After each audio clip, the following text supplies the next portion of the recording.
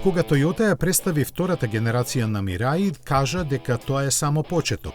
И навистина, во времето што следеше неговата водородна технологија, ја видовме во камиони, автобуси, возови и пловила за сега повторно да дојде на 4 тркала.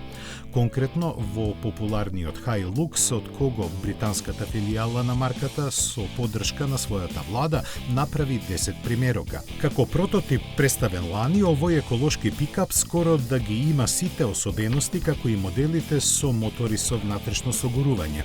Главната разлика секако е поврзана со погонската група. Системот горивни келии што се наоѓа во предниот дел од возилото произведува струја за електромоторот кој ги задвижува задните тркала. Вкупно 182 конски сили од него му даваат споредливи перформанси, а трите резервоари со 7,6 кг водород сместени на средината на шасијата под кабината 600 км автономија.